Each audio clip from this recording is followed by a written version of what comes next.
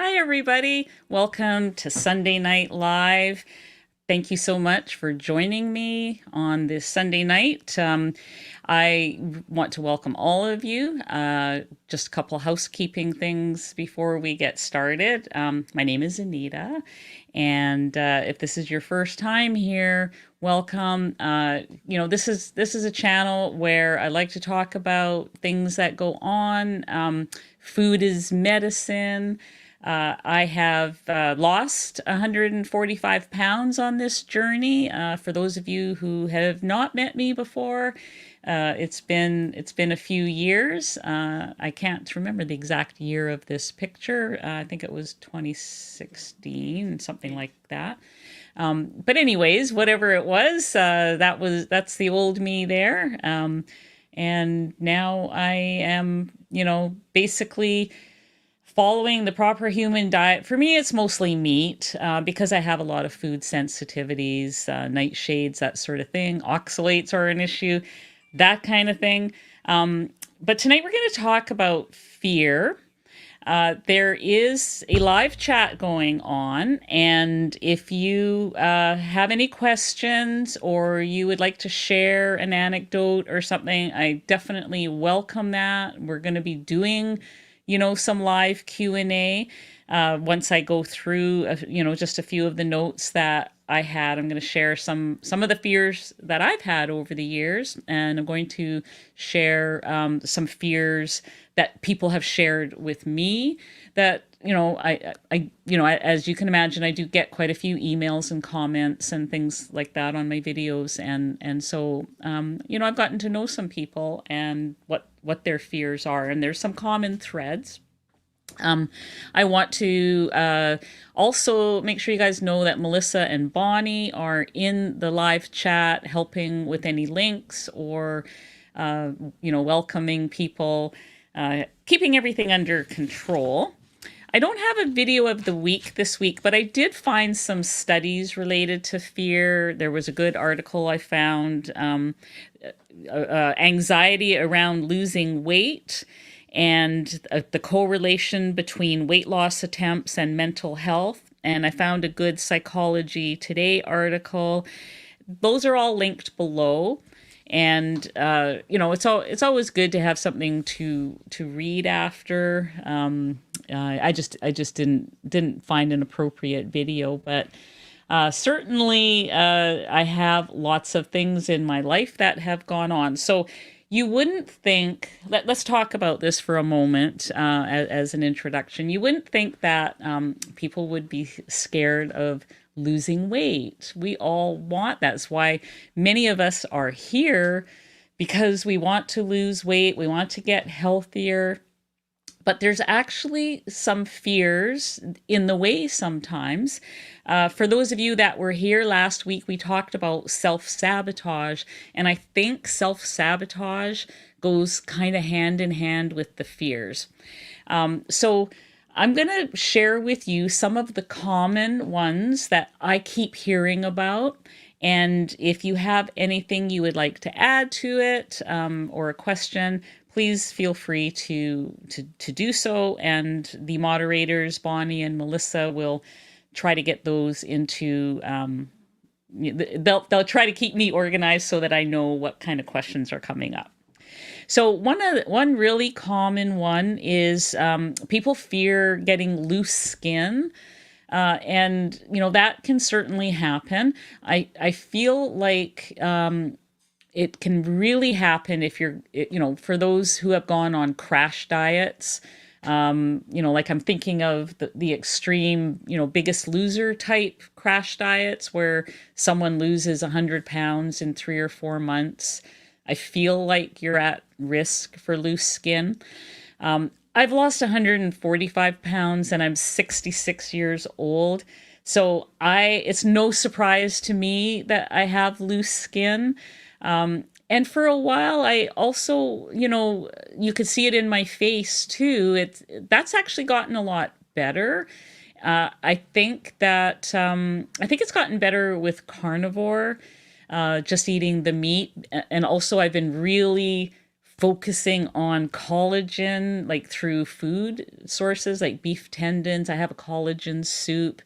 I purposely make sure I eat any collagen that comes my way. I know that the texture is not the best for everybody, but I know how good it is for skin and hair, and those things have improved.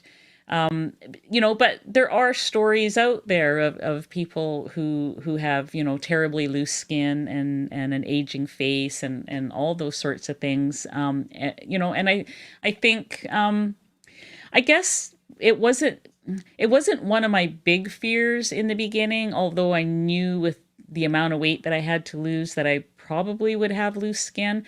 But it was one of those things that just kind of was at the back of my mind. And I just tried to keep it in perspective. I mean, would I rather have, tight skin stuffed with 150 pounds of fat, or would I rather, fit in a size 12? And so I've chosen, the fit in the size 12 part. And I know that I'm kind of hoping that maybe some of the loose skin with the way I'm eating and the way I eat my omega 3s through, like I eat sardines a lot, and the collagen, as I mentioned, kind of hoping that over time it might improve a little bit. But I can promise you that when I, go out of the house, nobody knows I have loose skin. I don't think I will certainly, you'll certainly never see me in a bikini or anything like that. You'll never see a YouTube thumbnail where I'm wearing a crop top or a bikini or anything. That's just not going to happen. So you're safe from the loose skin on me. You might sometimes see it on my arms or something, but it's summer. I got to wear some shorter sleeves. So that's one of the fears that I hear a lot about.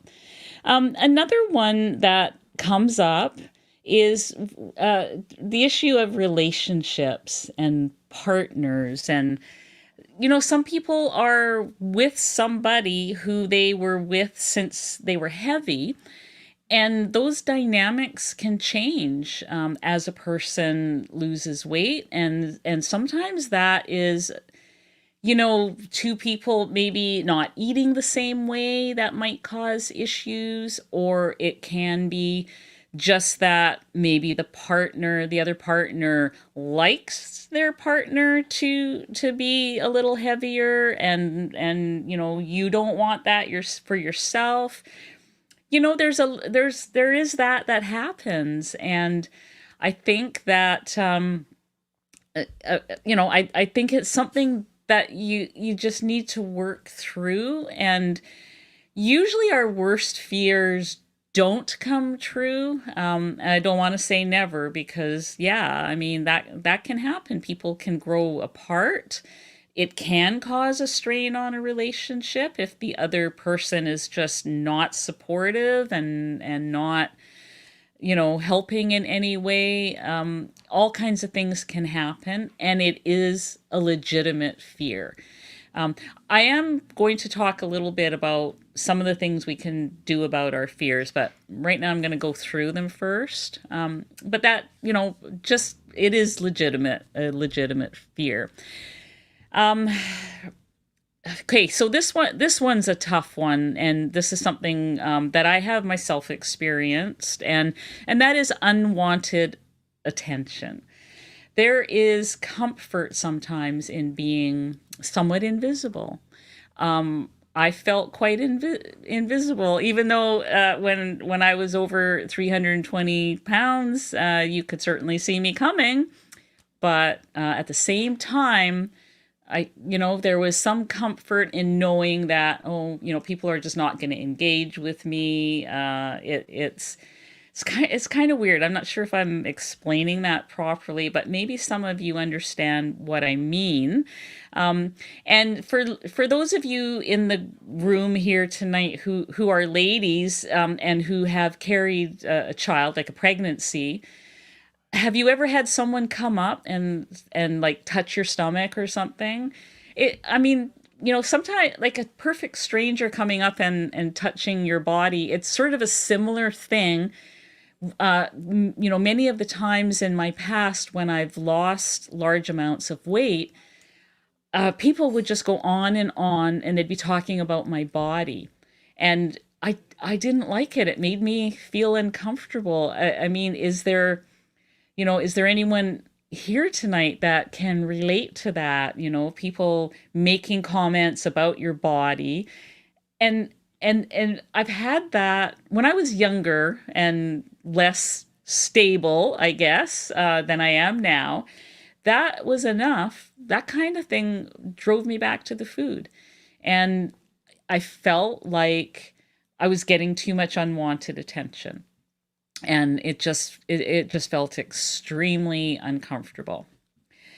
What about the fear of being without a certain food forever? Back in my early days of being, on this weight loss journey, and even before that, like of all the different, I've been on so many different things. And I know that some of you can relate to that. But um, when I was really starting to think about, going keto, going low carb, doing Atkins again, because that was my very first exposure to low carb was through Atkins. And I knew that it was the one thing that worked for me. But my favorite breakfast was I would have two bagels, like big bagels with jam, strawberry jam. That was my favorite breakfast at the time, and I couldn't imagine my life without that breakfast. I like it just really bothered me. And the thing about that breakfast was I thought it was a great breakfast because it was low fat. It was like there's no fat, almost no fat in bagels. I chose bagels over bread because there's less fat in bagels than bread. And I thought that was a good thing. And there's no fat in strawberry jam, but it is loaded with sugar, and boy does it get that addiction going. So it was really hard for me to imagine my life without bagels and strawberry jam. And I mean, it almost derailed me. It was almost like I know I can't do it because I can't do it without not ever having that again. And I do, and I hear that from people, different food, but same message, that they can't imagine what life is like. And it's hard to picture it. It's hard, it's completely hard to think that you're never going to have that again. And so that fear is legitimate as well. But for some reason, even though now, like I could make keto bagels and keto strawberry jam, and I even know how to make carnivore bagels. I mean, those things are all, out there, but I even choose not to now. They've completely lost their importance. And the thing is, once you get, say, 3, 4 months away from your addictive substance, um, you stop thinking about it. It becomes so small, and eventually it disappears. And so when I look back, I feel like my life was so small that a bagel stood in the way of a complete change of my life. Like it stood in the way of success with becoming healthy. It was easier and more comfortable to keep, thinking about that food and eating that food and staying healthy, having plantar fasciitis, having acid reflux, having all of those things that I was suffering from, not being able to walk around the block, not being able, to go into nature, always afraid I was going to break somebody's chair. That was my life back then, and now it's like, wow, like what has happened? It does happen over time. Those fears become very small, and disappear, some of them, So and also fear of being hungry. We have, like, very deep in our DNA, there's a survival instinct. We don't want to be without food. We don't want to be hungry. And that's not really focused on specific foods. That's more of a general thing. So, some of these things are not our fault because they're very subconscious. Like, they're at a lower level. The lizard brain will do anything, to make sure that you stay fed and you stay, addicted to whatever it is that it thinks you should have. I think one of the things, though, I think my biggest fear in the end was really that fear of failing yet again. Because I had been on so many different programs and diets, it was always at the back of my mind that this is temporary. Like, I'm not going to make it. I kept the four sizes of clothes in my closet. It, at some level, there was that self-limiting belief that I was going to gain it back. I better keep those clothes. It's just going to keep happening over and over again. And I think that's a legitimate fear for people. And especially, if you're like me and you've tried 100 different things and failed at every one of them, that's a legitimate fear. Like, why wouldn't you fear that? And then, tied in with that is just the unknown entity of being a normal weight. It's different to be a normal weight. When I was the weight that I was, I felt like there was less expectations of me from others. I felt like, well, I don't have to go out and do that. I don't have to climb a mountain. I mean, I don't want to climb a mountain anyways, but you know what I mean? Like, it was that type of thing. I don't have to get the best job. I don't have to excel. I'm invisible. I'm comfortable. And there's stories that you tell yourself too that, well, I don't do that because of my weight. I can't do that because of my weight. I'm you kind of, it's like a safety net. If you just stay overweight, stay unhealthy, no one will want anything from you. I could live in this little cocoon and eat my bagels with strawberry jam and watch TV, and life was good. Or so I thought. I, you know, I think I can tell you that these things were all there. Almost every one of these things that I have read out were there in my mind, different levels at different times. And I feel like we don't always talk about these things. We don't. We think that it's going to be a magic set of macros, a magic number of calories, a magic combination of foods is what's going to do this for us. And that's really only one part of the picture. It's an important part of the picture. Don't get me wrong. I was never able to stay sane enough on any type of a program that allowed, you to have, like say Weight Watchers counting points. Oh, how many points are in a chocolate bar? Because that's what I was going to go for. That type of eating kept my brain and my mind and my attitude just full of garbage. Garbage is garbage in my brain. And so I was, I think that the food is a huge part of it, and following a proper human diet is what that brain fog lifts, and you have time to work out some of these things and to figure these things out. At least that's been the case for me. I don't mind that it's taken me a few years to lose this weight. I honestly don't, because it has given me the time I need to work some of this stuff out so I don't go back. And so what are some of the things that you can do to work it out? Well, for me, part of it was being with people like you, being with people like that are, that come to my Zoom meetings and that come to my group and that, come to meetups, things like that, that can hear me out about my fears, like saying them out loud, and writing about them and journaling about them.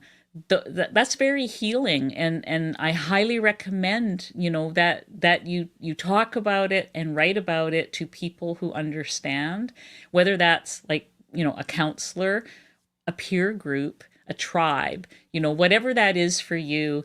Maybe church or anything like that.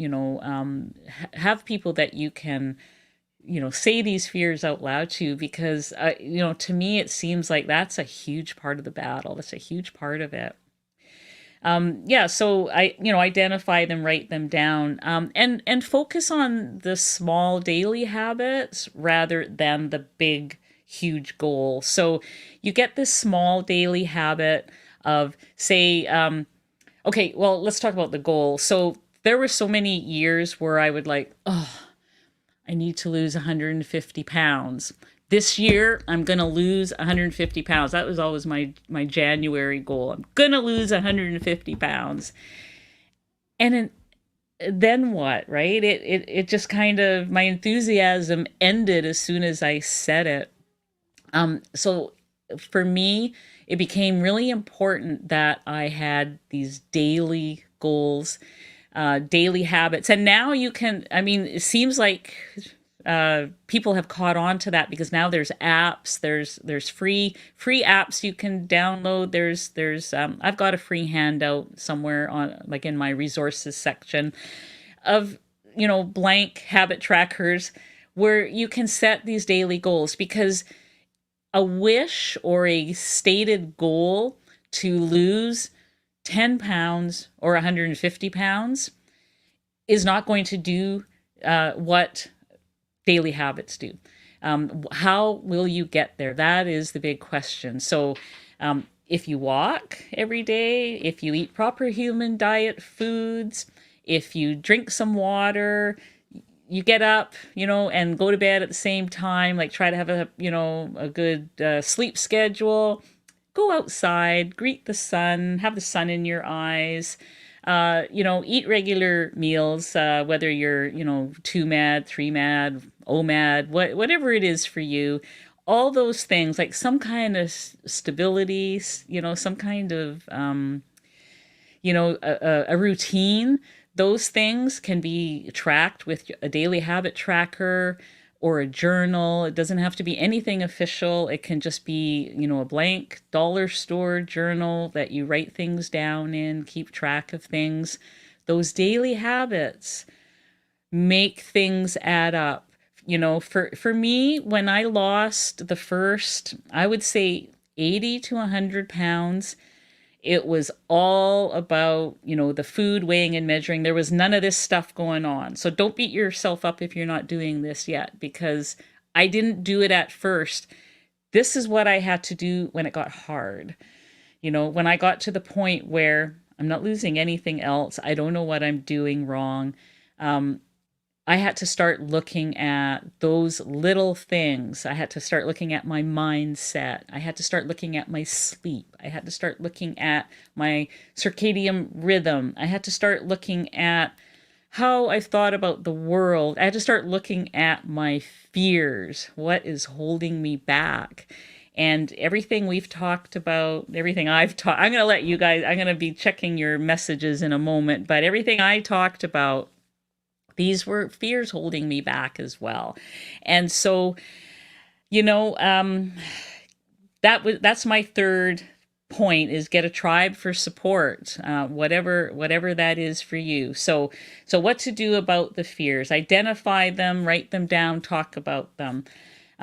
Focus on the daily habits rather than this big, huge goal. I mean, the big, huge goal is great. I'm not saying don't set goals, but I'm saying you got to have those daily steps as to how you're going to get there, and get a tribe for support. And you know, if you can do face to face, that's wonderful too. I'm able to do more and more, the more I put myself out there, the more I'm finding other people who are doing this as well. And so I just love talking to people about this.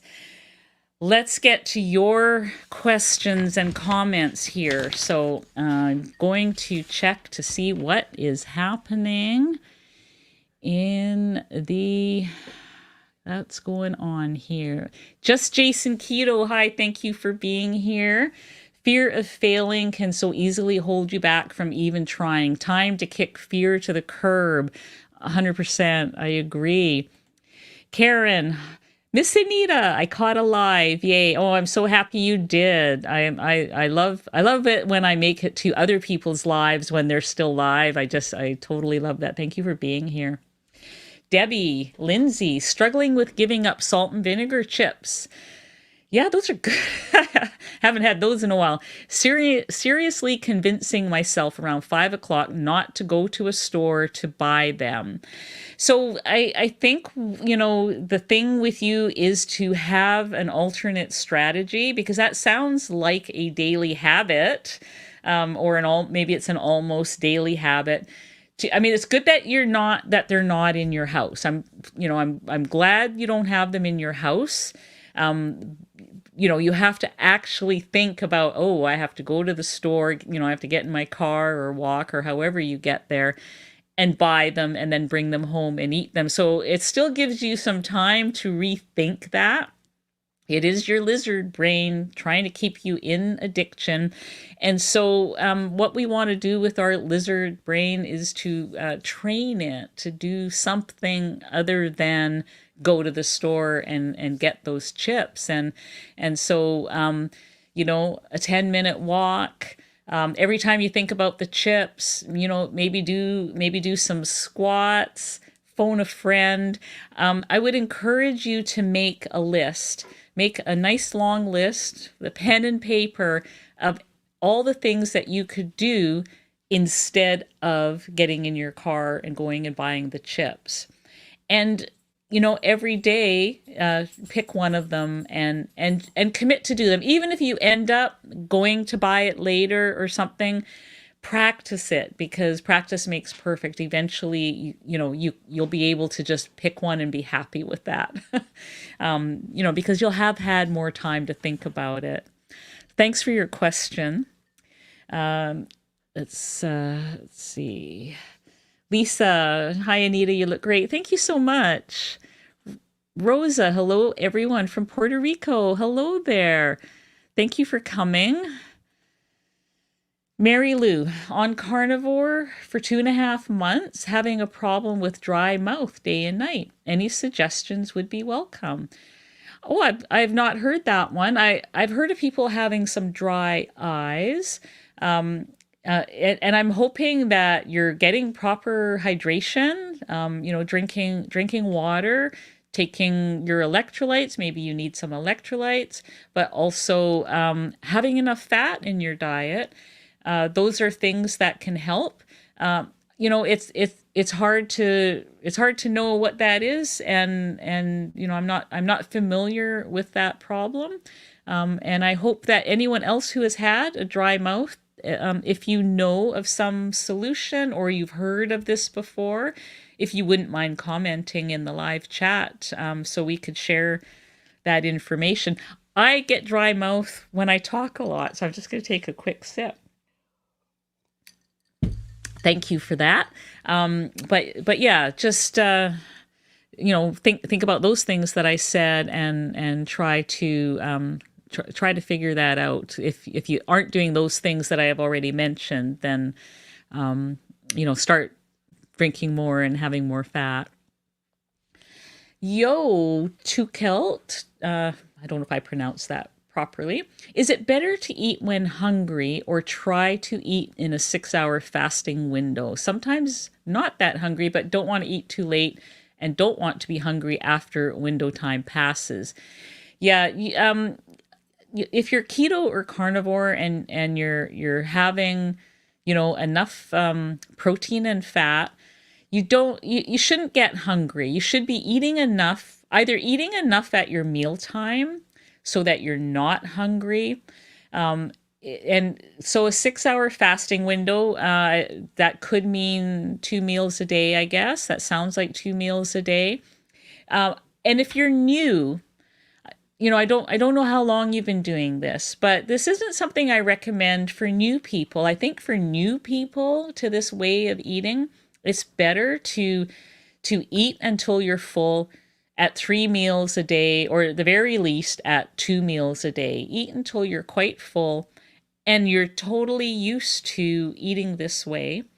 And then you can start trying to do some fasting if you're not getting the results that you were hoping for. Some intermittent fasting is, it works really well for some people, but it shouldn't be you shouldn't be hungry when doing it. So that kind of indicates to me that um, you know whatever you ate at your last meal wasn't enough. And I know that there are some people who do 1 meal a day, OMAD, and they say as long as they eat enough, they're not hungry for 24 hours. So that's where you want to be. You want to make sure that you've eaten enough food to last till your next meal. So think about that, and maybe try to change that up a bit. Ha, Danny, don't let the fear of sardines hold you back. I love it. I love it. Cheryl, my fear is reaching goal weight and having phantom fat syndrome. Been there before. Your thoughts?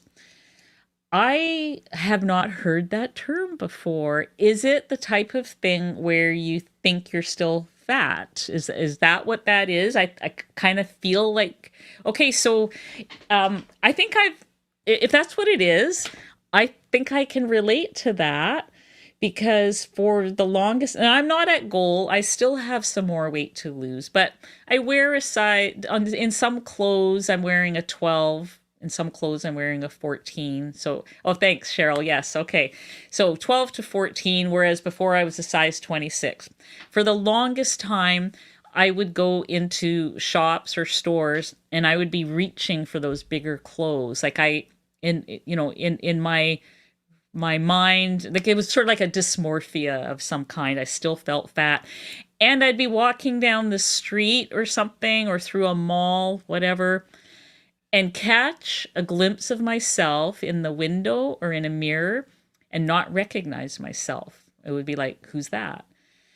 And it was because I was, 10 sizes thinner or whatever it is I am, like from a 26 to a 12, 14. It's quite a difference. And I'm still getting used to it. I still have this moment of, when I sit in a frail looking chair, I still go, oh, is that going to hold me? So I, but you know what? It's not, I mean, these are things that will get better over time. For me, that fear, like, I don't think I had that fear because I didn't know it existed. Like, I never thought of, phantom fat. But from what you're describing, I think that's what it is. And I didn't know to fear that. And even though I think I have it, it's gotten better and it's not that bad, really. I'd still rather be the size I am than size 26 and worried about phantom fat. You know what I'm saying? So just know it's not too bad. It's not too bad. You get used to it. I'm starting to recognize myself in the mirror when I'm caught unawares. But that's a great question. Thank you. Just Jason, you will never see one of my thumbnails with me in a bikini either. I can guarantee you that. Yeah, I love it. I know they're out there. I see them. And yeah, so that's definitely a fear that no one has to have about me or Jason. Apparently, good on you. We just want to see your face. Donna, I fear not being able to functionally travel, garden, keep up with grandkids. That keeps me on the straight and narrow, outweighs the other fears. Well, and that is good, because part of this is staying really connected with your whys. Why do you want to lose the weight? And, for me, I mean, I've talked about it a lot. I don't want to get dementia like my mom did. I don't want to be, laying on the floor and my kids having to call 911 because they can't get me up. There's a few things like that.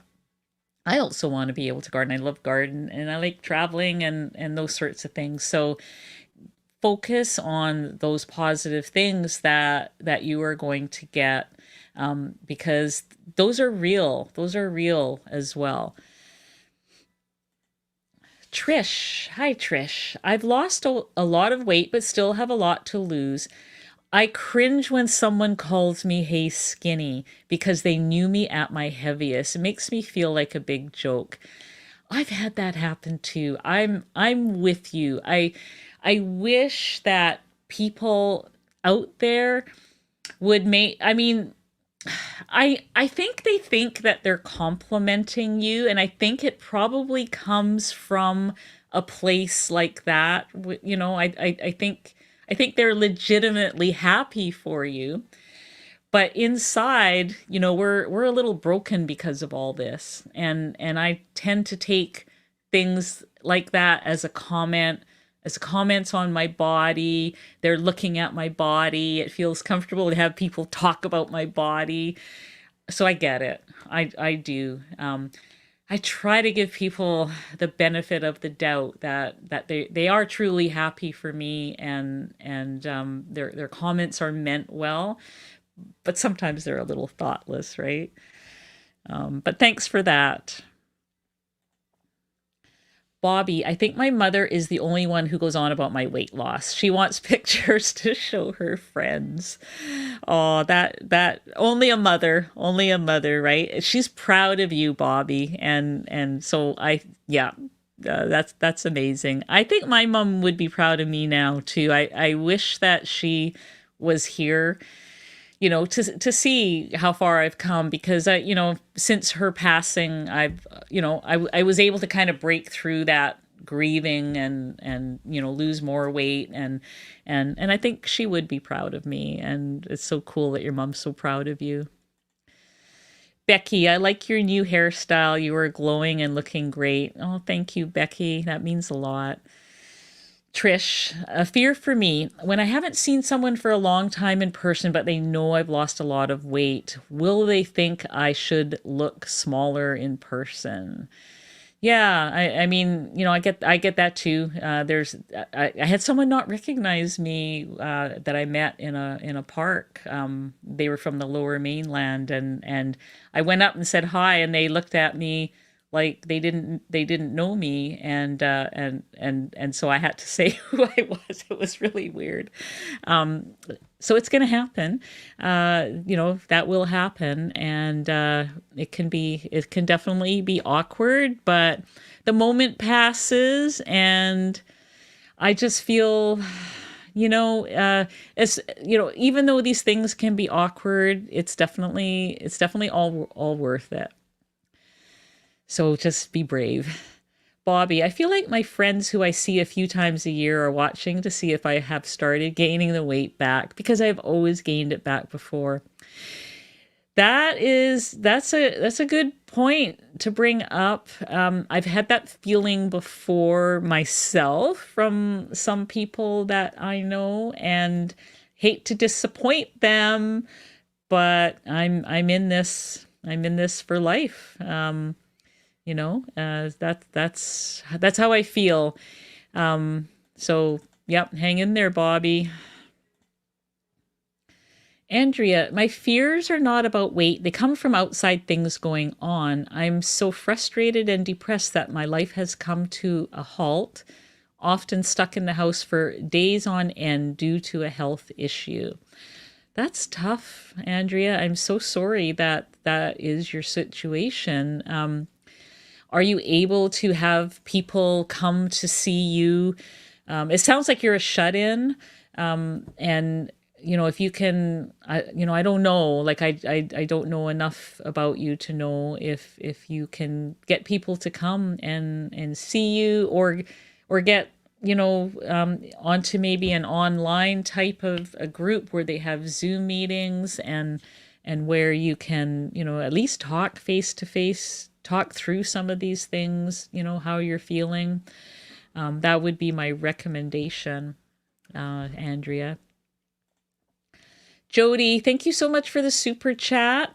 Hi, Anita. I wanted to thank you for all you do. The free content you put out, along with joining your private membership, makes a difference on my carnivore journey. I continue to feel better daily. Oh, thank you, Jody. I so appreciate the comment and everything else. Thank you so much for your support.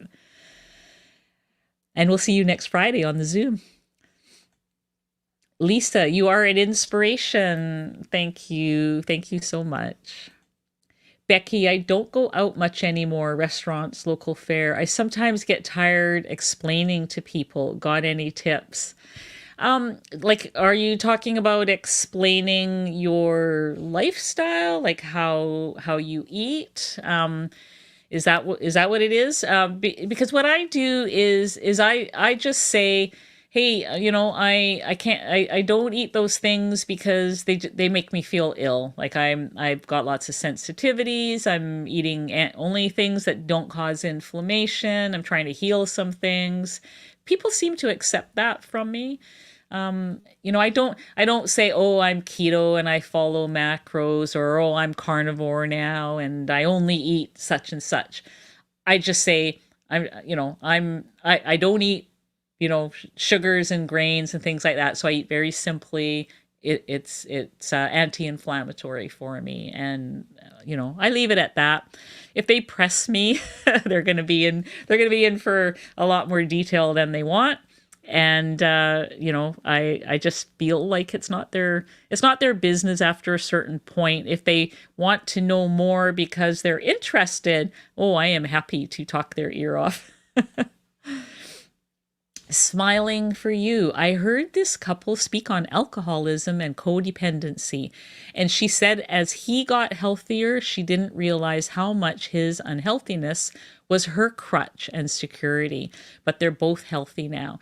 Yeah, that's a big one, because I think that people sometimes they are codependent on each other, and it is a big deal when somebody gets beyond their addiction, heals their addiction, whether it's alcohol, drugs, food, spending, anything like that. And it can be a strain on the relationship, or they can get healthier and better, and in this case, quit their alcohol together. So thank you for sharing that.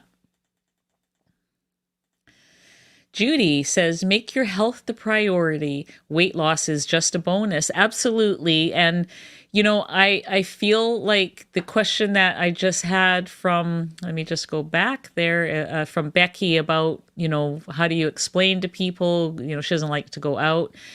I focus on health rather than weight loss when I'm talking to people, when people are questioning me. I definitely find that is easier to do. Trish is torn between tracking so she can tweak as necessary, and not tracking so I won't focus so much on food all the time. Any wisdom here? Well, if you decide you're going to track because you want to learn something about where you're at, it does not have to be forever. And so that's the thing. Every now and then, when I feel like I'm stuck, I break out the tracking, and I'll do it for a week or so, and then I don't track anymore. And so, there's an ebb and a flow to it. So, those decisions are not mutually exclusive. You can track and you cannot track. And I like you said there, so I can tweak as necessary. Track for a couple of weeks, see if you need some tweaking, and then just go intuitive for a while and see how that goes, because you can always go back to tracking. It's not an either or situation. It's an as needed for where you are. There's times when I'm on top of the world. I don't need to track. I'm making fantastic choices. And then there's other times when things are not going bad and I'm just eating too much cheese. And so every now and then I've got to dial it back and go, okay, I need to get back. I need to track. How much am I really having? I'm going through a tough time or whatever. It's part of the journey. I have not traveled this journey with any sort of perfection. It's been trial and error, and tracking has played a part in that trial and error. So do what feels right for you in this moment, in this time, and know that it's not permanent. Jazzy Mama in Alaska. I did my goals by clothing size from size 22-24 to 16-18. Awesome. I'd like to get to Wonderland, but that is too big of a bite. Right now, I care more about feeling better than numbers. Yeah, I would say I spent 3 or 4 years trying desperately to get to Wonderland. And when I stopped trying, like, you're absolutely right. When I just decided, okay, it's not such a big deal. At least I'm not 320 anymore. At least I'm not a size 26. I just hung around that 210, 220 for a long time, for a long, long, long time. Like I say, I'm sure it was 3 or 4 years. And then all of a sudden one day I was 199 and then 180, like it just happened. It just happened. And it almost seems like it happens when you let go a little bit, and not try to force it. So thanks for that. Debbie Lindsay, welcome to the membership. Make sure you keep an eye on the community tab. That's where I post the Zoom link and first dibs on seeing some videos and stuff like that. Welcome. Cheryl, fear that because I'm not yet at my ideal weight, I can't be taken seriously when I speak of keto or carnivore. When did you start your channel? Were you already down a lot of weight? That exact fear kept me from starting my channel for a few years. Like, people were saying, oh, you should start a channel. I never said this out loud to them, but in the back of my mind, it was, no, I'm not at my goal weight yet. I can't go out there on camera. Who wants to watch somebody cook keto meals when they're still, 50, 60 pounds overweight? Like it just, I just could, it was so hard. It was hard to actually, and if you go back and you look at my very first videos back in January of, was it 2021, I think? That's when those videos came out. You can see there's quite a difference.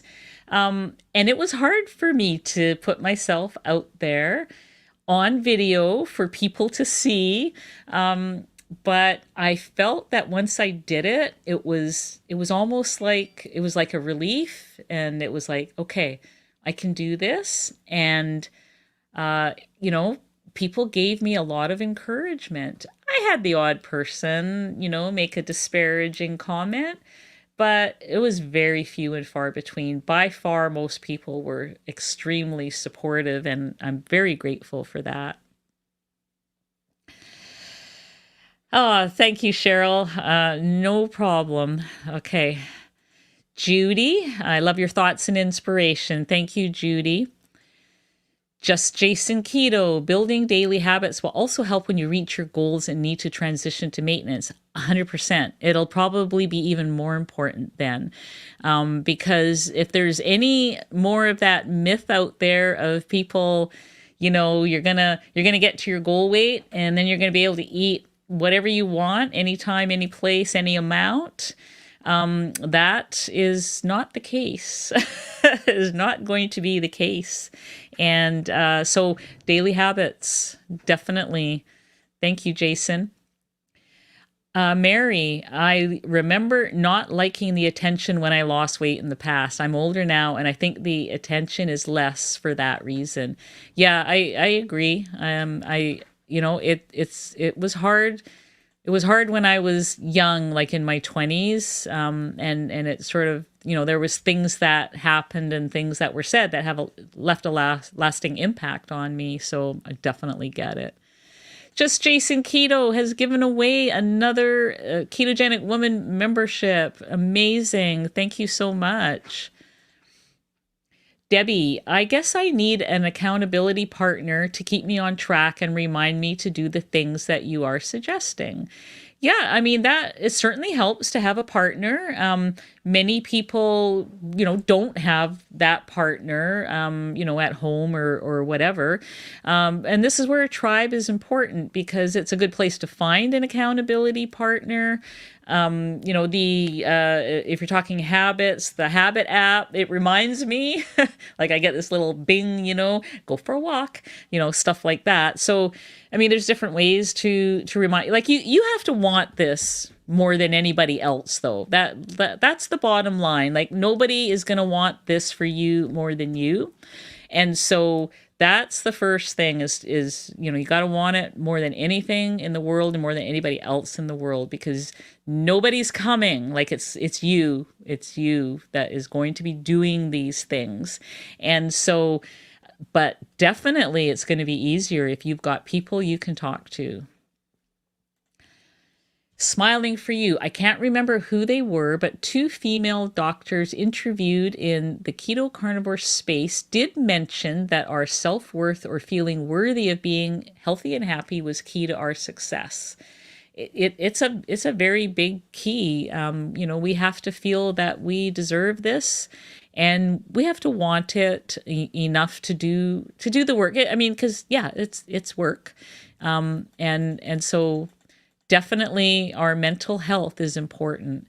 And those studies that I linked are in the video notes if you guys want to read more about that. Lisa, I got your egg fast ebook. Thanks for doing that. Makes it easier. You are so welcome. Kathy, what does the term lizard brain refer to? That's a whole video, but very quickly I'll just say it's the reptilian part of your brain. So for those of you who have taken psychology, you probably know that term, the lizard brain. It's that prehistoric part of you, fight or flight. It makes you do things that you're not aware of. And I think it's a really good topic for us to talk about on our next Zoom, because we all have it. And it can be very strong-willed. And so, that's, that look it up though, for those of you who won't be there, look it up and look up lizard brain, and you'll get the Psychology Today explanation of it. Thanks for that question, Kathy. Back to the future. I want to be able to cross my legs and skydive. I have lost about 15 pounds so far, and I started on the 1st of August. Well, that's an amazing amount to lose in that short a time. So, good, congratulations. That's awesome. And crossing my legs, that was a big one. I can cross my legs. I can go, either leg over the other. It is so amazing. I don't think I'm ever going to skydive, though. Not skydiving. But I do get on airplanes and can buckle up the seatbelt without any problems. So that is a huge win to be able to cross your legs. So looking forward to you getting there. Lisa, how do you garden being a carnivore? Do you still grow veggies? Well, I do a lot of flower gardening, shrubs, ornamentals, that sort of thing. But this year, I put in this place that I moved to, because my sons are living here. I helped them put in 2 veggie gardens, like 2 raised gardens, because I do know a lot about gardening. I've got a long history of gardening, and I want them to have, like, they're not carnivore, they're not keto. One of them is even vegetarian, not vegan, but vegetarian. If they're going to eat that stuff, I want them to at least have healthy organic stuff from the garden. It's still proper human diet, because, there are many people who eat vegetables. I would recommend to those people that you just watch oxalates, make sure that you know which I haven't grown spinach or any of those. I've been very careful in my selection of what vegetables I was teaching them how to grow. So you can still love gardening and not eat the bounty. So yeah, it is, it doesn't bother me at all. Just Jason Keto, worst thing I got from others after I lost weight was the "Are you sick?" question. Never understood why being healthy triggers that question so much. Yeah. Um, I haven't got that yet. Because I still have some pounds to lose, but I think people are expecting me to get sick because I think they're expecting that. Oh man, she's eating all this fat. She eats steak, she eats a lot of meat. It's gonna happen. My blood work is great, everybody. Like there's no problems showing up at this point, and I feel fantastic. No medication, 66. My bone on bone knee has zero pain. Life is good. Life is good. Elizabeth, just lost my mom last month. I'm so sorry. I've been eating comfort foods. How can I get back to carnivore? So when I lost my dad, I actually had some setback. This was before my channel. It was before I went carnivore. It was, back in my keto days. Definitely overate keto sweets and everything else. I'm pretty sure I gained 20 pounds back during that time. That was in 2017, I think. Yeah, 2017. That took me a while to get back because I was engaging in the addictive foods still. I think, you know, there just came a day, and I didn't do this when I lost my mom, funny enough, even though that was like a huge loss. And then my sister died in between the two, and that also did not trigger me to do any eating. But the first one did. And so I think there came a day when I just had to, get up, and I ate bacon and eggs. And to me, that, like, that's sort of like a keto comfort food to me.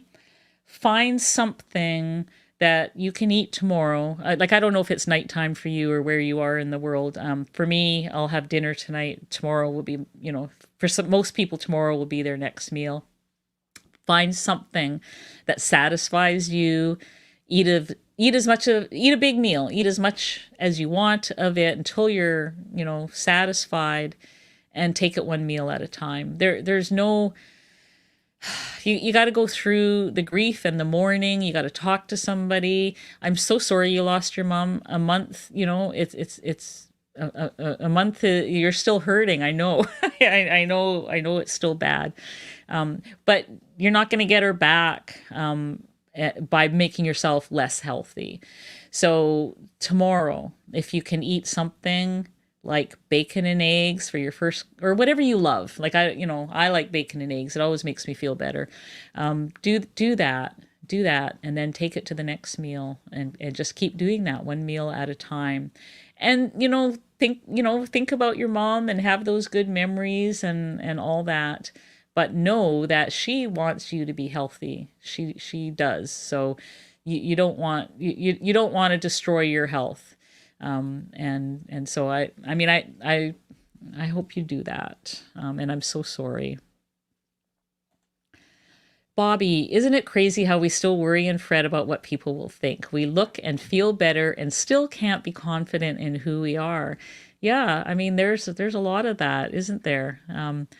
You know, it it's because we spent all those years worrying about it. But thanks for that comment. It's a good reminder. Donna, do you eat anything probiotic like sauerkraut, kimchi, freshwater pickles? Every now and then I might have a pickle. Like, if you're in a restaurant, sometimes a pickle shows up on your plate. I mean, I don't set out to eat them. I do have a salad I like to make that it's not, when I say salad, I'm talking, sardines, chicken, salmon, there's, all the meat in it, but chopped pickle in it is kind of a nice addition. So I'm not like, anti vegetable. I just barely eat them because I feel so much better without them. So, if that sort of thing makes your gut feel better, treat food as medicine, something like that. So I've heard Dr. Chafee say meat is our food. Vegetables or plant matter, he said, he doesn't call them he calls them plant matter is our medicine. So if you can do that, sure. I mean, a probiotic in terms of a pickle or some sauerkraut, I'm not against it. No judgment here. Jay, my hubby and I have both lost about the same amount of weight each. Friends and family gush over how great he looks, but very few compliment me. Well, that's strange that they would do one and the other. Maybe they kind of think, well, women are more sensitive to that. I know I'm pretty sensitive to those comments. But yeah, that's different. It'd be interested to know if he enjoys that. Oh my goodness, we are at 1 hour. So I'm going to quickly answer the last questions in the queue. And then we'll have to call it a night. Kathy chooses an attitude of joy and positivity. Smiling helps. Yes, it does. Vitamin G for gratitude. Thank you. Christy, are you having the knee surgery? My biggest fear is having my Achilles heel fixed. I've great fear it won't work, so I keep putting it off to have it done. Well, I'm not. My name hasn't come off on the list, but I have no pain, so I'm saying no right now. I'm not. If they were to call me today, the answer would be no. I'm not having it. I'm so glad you started the channel. Thank you, Kathy Hurst. Your organization really helped me. I'm totally not organized, but okay. I really grabbed onto recipes and the egg fast. Wonderful. I'm so glad you're here, Kathy. Bobby, I love that you were showing my recipes while you were losing weight. Relatable and real. Thank you. Oh, thank you, Bobby. I'm glad you started your channel when you did. Thank you. Andrea, thank you for the super chat. Thank you so much. God bless you, Anita. Thank you for helping so many people. I've made quite a few of your recipes. Andrea, that is so amazing. Thank you so much. What a wonderful, that's the last question too, or comment. What a wonderful way to end the meeting tonight. I appreciate every one of you guys. I am so glad that you were here tonight. I'm sorry we went over a little bit, not too much, just 2 minutes now. Have a great rest of your weekend. We will see you guys next week. Thank you again so much for coming. Love you all.